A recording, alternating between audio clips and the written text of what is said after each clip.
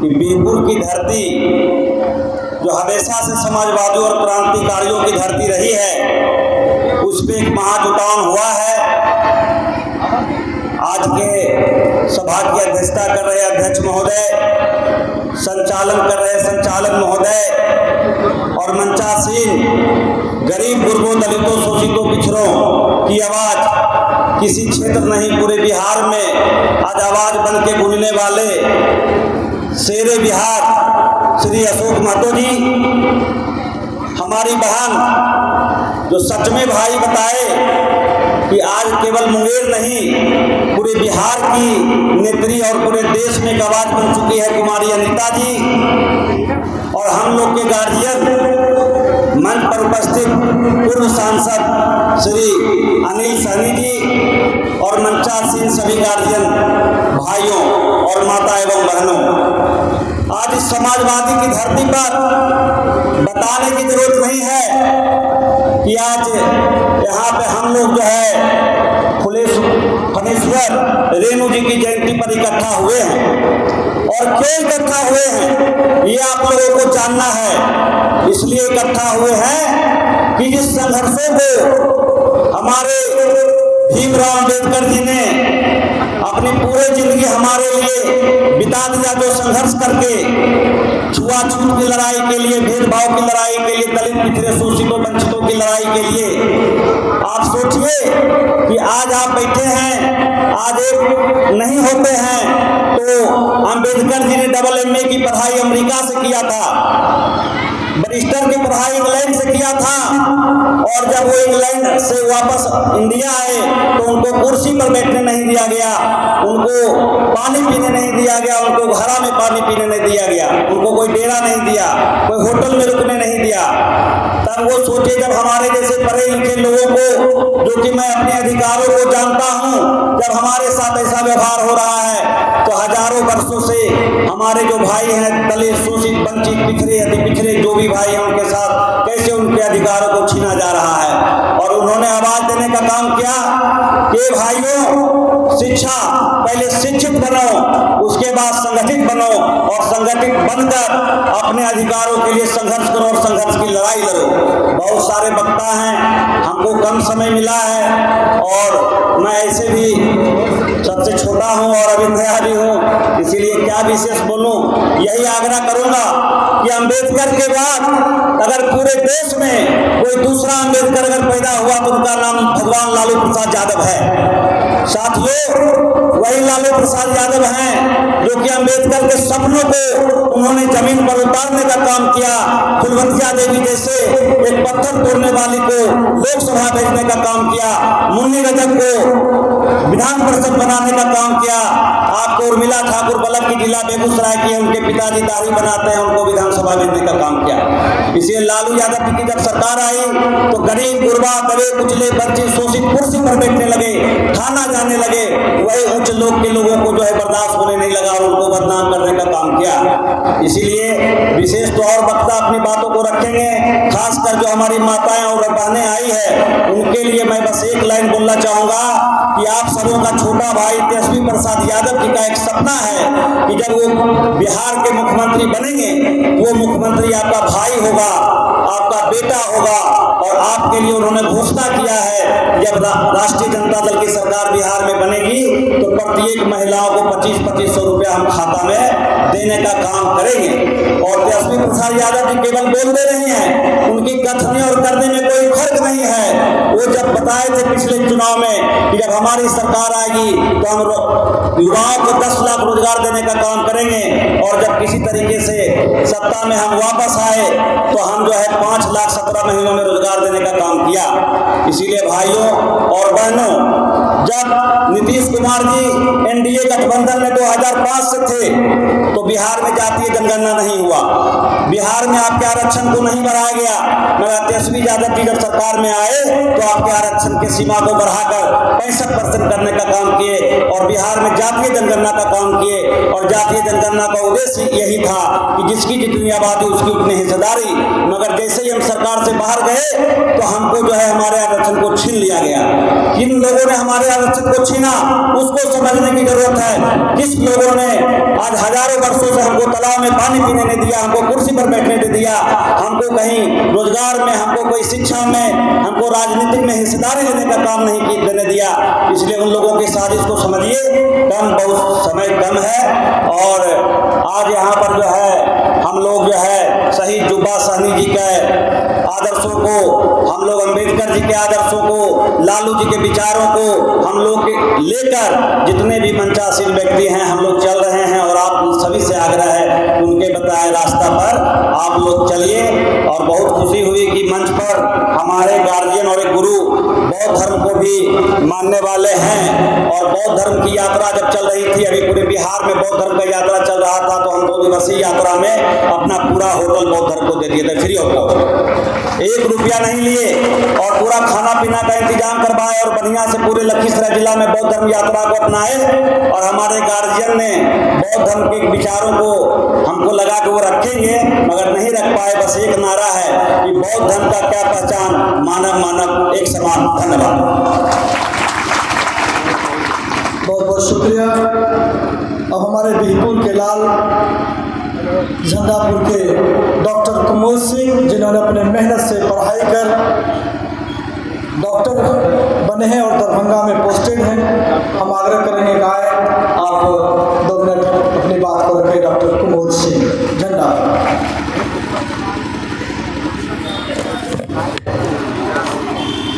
बहुत बहुत धन्यवाद भाई गौतम जी, जो आपने शहीद स्वतंत्रता सेनानी जुब्बा सहनी शहादत दिवस और महान कवि फणीश्वर नाथ रेणु जी के जयंती समारोह पर 2 शब्द बोलने का मौका दिया। मैं तो पेशे से डॉक्टर हूं और मेरा घर यहीं झंडापुर बिहपुर में है। हम लोग आपके बीच सिर्फ शिक्षा पे ही बात करेंगे और किसी चीज़ पे बात नहीं करेंगे। शिक्षा ही एक ऐसा हथियार है, शिक्षा ही एक ऐसी शेरनी का दूध है जो कभी आपको घाटा नहीं देगा, कभी आपको धोखा नहीं देगा, किसी भी स्थिति में, किसी भी परिस्थिति में। सभी लोगों से यही आग्रह करेंगे, सभी अपने बच्चों को अच्छी शिक्षा दें, तभी हमारा गरीबी मिटेगी, तभी हमको अधिकार मिलेगा। अन्यथा ना अधिकार मिलेगा, ना ही अच्छी शिक्षा मिलेगी, तो कुछ नहीं हो सकता है। अतः फिर दोबारा हम यही आग्रह करेंगे कि हम भी आप लोगों की तरह इसी झंडापुर बिहपुर के रहने वाले हैं और बहुत गरीबी देखे हैं। हमारे बहुत सारे चाचा बैठे हुए हैं जो कि जानते हैं कि किस मेहनत से मैंने यहाँ तक हासिल किया है। मैंने MBBS किया, MD मेडिसिन किया, दिल्ली एम्स में लालू यादव का मैंने इलाज किया, दरभंगा जैसे क्षेत्र में मैंने तेजस्वी का इलाज किया, पप्पू यादव का इलाज किया। मैंने बहुत सारे ऐसे लीडर हैं जिसका मैंने अपने से खुद से इलाज किया है। हम ये कहना चाहते हैं, शिक्षा ग्रहण करिए, नेता खुद ब खुद आएंगे आपके घर, हमारे घर भी नेता हैं। इन्हीं चंद शब्दों के साथ हम स्थल ग्रहण करते हैं। बहुत बहुत शुक्रिया। निश्चित तौर से डॉक्टर कुमोद सिंह का जो परिवार है, उनके मम्मी पापा को भी, माता पिता को हम नमन करते हैं कि अपने जीवन में अथक प्रयास करो। और उनके बड़े भाई सुबोध जी हमारे मित्र यहाँ मौजूद हैं, आज भी वो बहुत कड़ी मेहनत करते हैं और अपने परिवार को लेकर आगे बढ़ रहे हैं। ये बहुत ज़रूरी है आज के लिए, समाज के सामने ये उदाहरण के तौर पर पेश है। और झंडापुर औलियाबाद के रहने वाले मेरे मित्र श्याम कुमार सिंह, जो शिक्षक भी हैं और शिक्षक संघ में रहे, आज इन्होंने छुट्टी ले लिया है बजाते लेटर दे करके, क्योंकि विपक्ष में रहने वालों पर सरकार ज़्यादा हमला करती है। आग्रह करेंगे कि केवल 4 मिनट में, 3 मिनट में अपनी बात परिचय के तौर पर मेरे मित्र बहुत अच्छे वक्ता है, लेकिन केवल समय का बहुत अभाव है क्योंकि सबको बहुत दूर जाना है। उपस्थित इस कार्यक्रम की शोभा बढ़ा रहे हमारे बिहपुर विधानसभा क्षेत्र से आए हुए तमाम हमारे माताएं, बहनें, हमारे अभिभावक, हमारे दोस्त, हमारे भाई, इस मंच को सुशोभित कर रहे हमारे तमाम राजद के नेतागण और हम लोगों के अभिभावक हमारे राजद के लिए लगातार काम करने वाले नेतृत्व को हम सलाम करते हैं, उनका स्वागत करते हैं। आज इस अवसर पर मुझे दो शब्द कहने के लिए गौतम प्रीतम जी के द्वारा दिया गया है, मैं इसके लिए आपका शुक्रगुजार हूं। सबसे पहले मैं गौतम कुमार और गौतम कुमार के टीम को पूरे शिद्दत से बधाई देना चाहता हूं कि आपने पूरे बिहार के हस्तियों को एक जगह जमा करने का काम किया, इसके लिए आपका साधुवाद है। मैं दूसरी बात पुनः आपका साधुवाद करना चाहता हूं कि आपने पूरे बीहपुर विधानसभा में अलख जगाने का काम किया है और प्रत्येक लोगों तक पहुंचने का जो आपने काम किया है, इसकी जितनी भी प्रशंसा की जाए वह प्रशंसा कम होगा।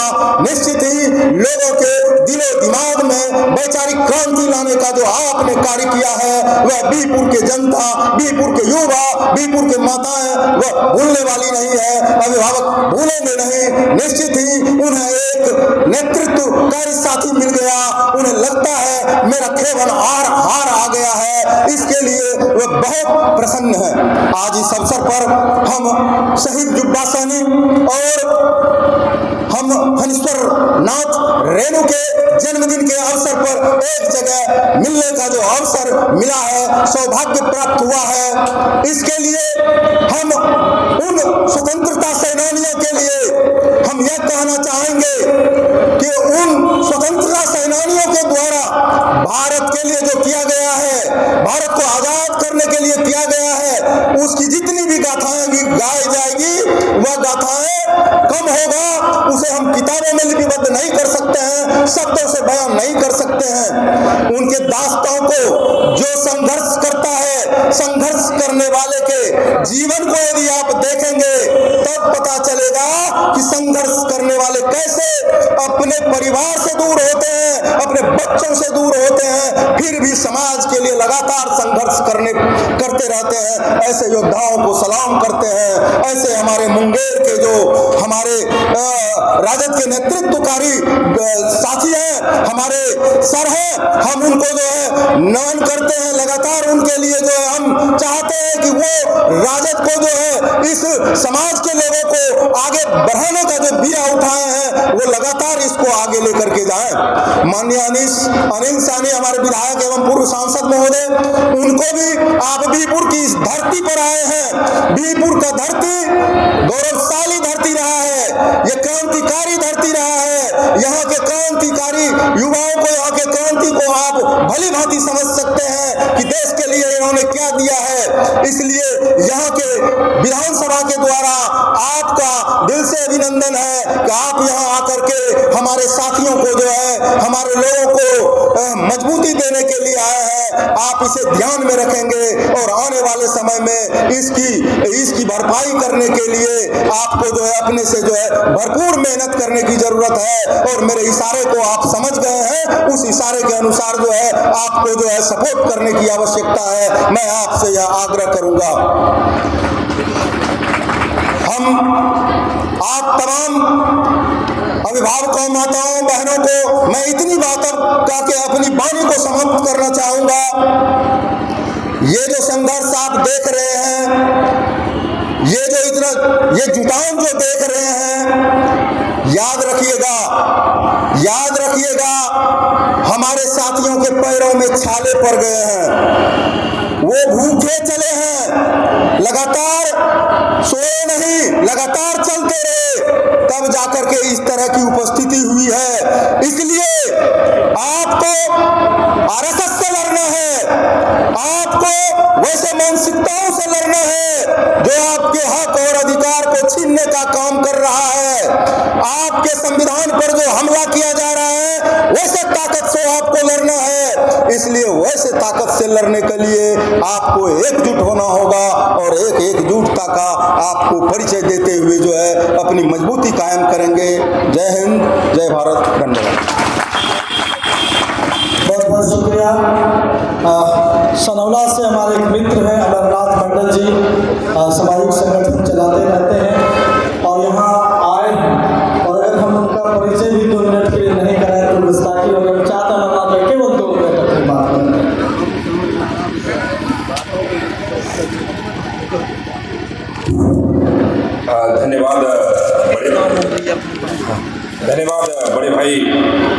प्रीतम गौतम जी और आदि शक्ति के रूप में बिहपुर विधानसभा के कोने कोने से आई हुई हमारी माताएं बहनें, पिता तुल्य अभिभावकों और मंच पर बैठे राजद के कद्दावर नेता, और यही नहीं समाज के शोषित वंचित दलितों की आवाज और उनके विपद स्थिति में उनकी लड़ाई लड़ने वाले हमारे बीच में मौजूद हैं। अशोक महतो जी और मुंगेर के राजद प्रत्याशी के रूप में इस सामंतियों को चुनौती देने वाली आदि शक्ति महिलाएं श्रीमती कुमारी अनीता जी, सभी को आज आंचलिक कथाकार जो बिहपुर की धरती पर भी वो आए थे फणीश्वर नाथ रेणु की जयंती पर कोटि कोटि नमन अभिनंदन और स्वागत करते हैं। ज्यादा समय नहीं लेते हुए मैं दो बात आप लोगों के बीच में रखूंगा।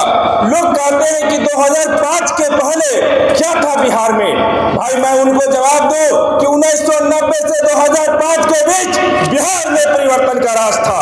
जंगल का राज नहीं था, परिवर्तन का राज था। शोषित वंचितों को आवाज देने वाली राज था। वोट का राज का मतलब छोट का राज था। ये लालू यादव जी ने कहा था। ये वही लालू प्रसाद यादव जी हैं जिन्होंने 1990 में जब सत्ता संभाली तो जब हमें कुर्सी पर नहीं बैठने दिया जाता था, थाने में नहीं बैठने दिया जाता था, अपने ही सरकारी जमीनों पर भी अपनी बकरी गाय भैंस चराने नहीं दिया जाता था, हमारी माताएं बहनों के साथ अत्याचार किया जाता था, लालू यादव जी ने वो परिवर्तन किया। और कौन चाहता है कि जंगल राज था यार? मैं कहता हूं वो परिवर्तन का राज था। जंगल का राज तो अब है, और उस समय जंगल राज को, लालू जी के राज को बदनाम करने वाले कौन थे? जब हमारे लोगों ने अपनी आत्मरक्षा की लड़ाई के लिए, अपने समाज की लड़ाई के लिए जब अपने हथियार को उठाया तो उसका जो बाहुबली होना चाहिए उनको कुख्यात अपराधी कहा। लेकिन जिन्होंने हमारे समाज के लोगों के गले काटे, अंगुलियां नोच डाली, और वो अगर मैं बक्सर से लेकर अगर भागलपुर अंतिम छोर तक उनका उन सामंतियों का नाम गिनाओ तो कौन लोग थे जो हथियार उठा करके दिन दहाड़े अपहरण, हत्या, हितैषी बलात्कार करते थे? ये वही बिहपुर की धरती है जहां दूध बेचने वालों के साथ दूध छिया जाता था। मजबूर होकर के हथियार उठाया और अपने समाज की लड़ाई लड़ा, आन बान शान की लड़ाई लड़े। उन्हें कुख्यात अपराधी कहते हैं। और आप लोग कहें तो मैं नाम लेकर बता दूं, अगर उदयदीन रणवीर सेना से शुरुआत करे तो भागलपुर की धरती तक, अगर मुंगेर बलिया से शुरू करे तो कौन लोग अपराधी था, कौन लोग गुंडा था, कौन लोग दिन दहाड़े लोगों को उठा करके अपने हत्या बलात्कार करता था? अरे लालू जी का राज परिवर्तन का राज था। आप लोग जहां भी जाए, जहां भी पहुंचे, घर घर में गर्व से कहिए हम लालू जी की राज में रहे हैं। और परिवर्तन का राज क्या था? अरे किसने कर्पूरी ठाकुर को गाली दिया? जब कर्पूरी ठाकुर ने 26% आरक्षण दिया तो किसने कहा कि दिल्ली से चमड़ा ने भेजा है संदेश और कर्पूरी बाल काटेगा चले रामनरेश यादव उसमें उत्तर प्रदेश के मुख्यमंत्री थे। किन्होंने कर्पूरी ठाकुर को गाली दिया? किन्होंने फणीश्वर नाथ रेणु को आज तक भारत रत्न नहीं दिया? किन्होंने जो आज शहीद रामफल मंडल को शहीद का दर्जा नहीं होने दिया? कौन लोग थे? उनकी पहचान कीजिए। अब सामंत राज नहीं आएगा। लेकिन नीतीश जी कान खोलकर सुन लीजिए, 2005 के बाद जब से आपने सत्ता संभाली है, भले आप ओबीसी के नाम पर मुखौटा बने हो, आपने सामंत राज स्थापित किया है। इसलिए आप लोगों से ज्यादा समय नहीं लेते हुए वे भाई प्रीतम जी कहते हैं कि ज्यादा समय नहीं लेना है तो कह दे कि 1990 से 2005 के बीच बिहार में परिवर्तन का राज था और वर्तमान समय में जंगल राज था। और इसके 1990 के पहले वह जंगल राज था जहां हमारे ऊपर अत्याचार होता था। इतना ही कहकर मैं अपनी वाणी को आप लोगों के चरणों में देता हूं। फिर मौका मिलेगा तो आपके यहाँ आऊंगा और अपनी बातों को मजबूती से रखूंगा। और हम अपने महापुरखों को जिन्होंने हमें बुद्ध, कबीर, फूले, पेरियार, ज्योतिबा फूले, साहू जी महाराज से लेकर पेरियार, ललई सिंह यादव से लेकर के लालू यादव तक सभी को मैं आपकी वाणी बंदन नमन करते हुए अपनी वाणी आपके चरणों में देता हूं। धन्यवाद। बहुत बहुत शुक्रिया साथी। फणीश्वर नाथ रेणु एक जगह लिखते हैं कि जो जात पात नहीं मानते हैं उनकी भी जाति देखी जाती है। फणीश्वर नाथ रेणु के नाम में भी जाति नहीं है। कई एक हमारे समाज में लोग हैं जिन्होंने अपने नाम के आगे जाति नहीं लगाई।